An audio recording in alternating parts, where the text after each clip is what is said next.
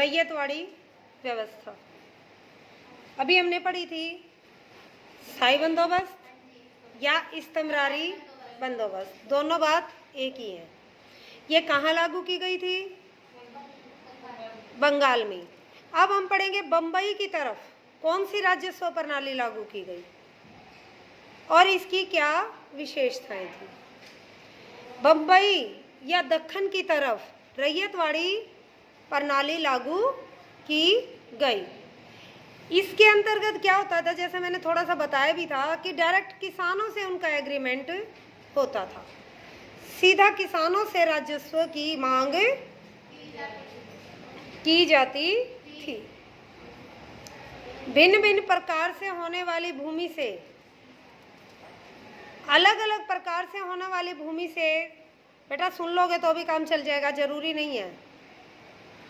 तो आय का अनुमान लगा लेते थे कि इससे इतना आएगा और इससे इतना आएगा, और फिर सरकार के हिस्से का अनुमान लगा लेते कि अगर इतना इनकम होएगी तो इतना सरकार का हिस्सा हो जाएगा, और हर 30 साल में फिर सर्वे करवाया जाएगा और फिर उस राजस्व को बढ़ाया या घटाया जाएगा।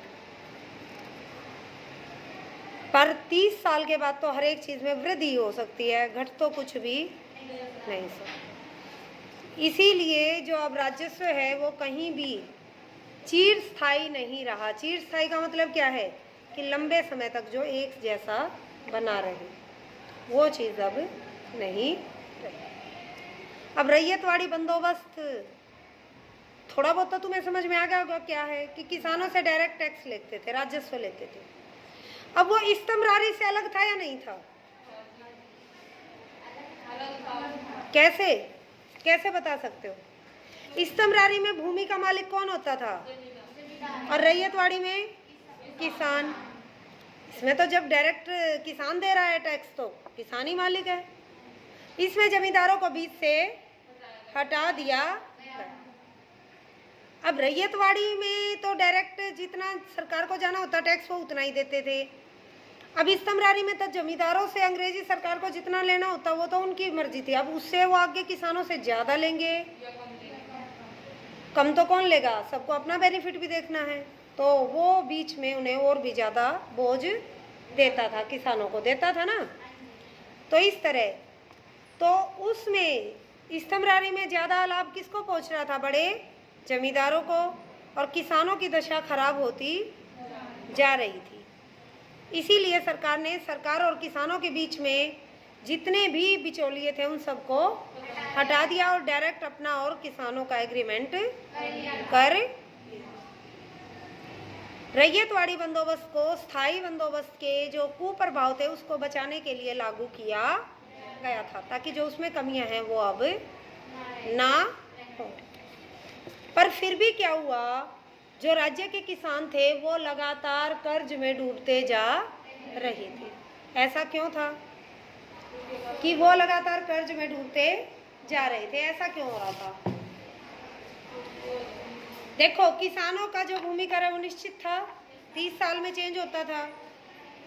कई बार किसान लगान नहीं चुका पाते थे, तो क्या होता, अगर कोई चुका नहीं पाएगा लगान तो क्या होगा, उसकी जमीन को कब्जा हो जाएगा। और अगर वो यूं सोचेगा भाई जमीन ही नहीं बिकी तो मैं करूंगा क्या, तो अगर वो लगान चुकाना चाहेगा तो कैसे चुकाएगा? कर्ज लेगा। किससे लेगा? साहूकारों से। तो किसानों को साहूकारों से कर्ज लेना पड़ा और वो ऋणी होते गए या कर्जदार होते गए। कोई शादी ब्याह आया तो भी उन्हें कर्ज देना पड़ता था।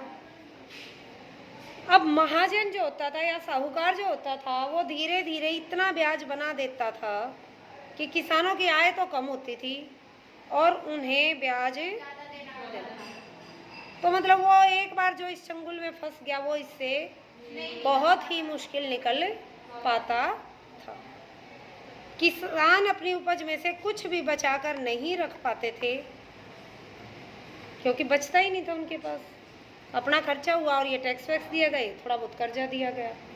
तो अगर बाई चांस सूखा पड़ जाता या बाढ़ आ जाती तो किसानों को फिर से कर्जे का सहारा लेना पड़ता था, क्योंकि सूखा और बाढ़ भी आती रहती थी। तो इस प्रकार 80% के करीब किसान कर्जदार थे उस समय। तो किसानों की दशा काफ़ी दयनीय थी, बुरी थी। ठीक है।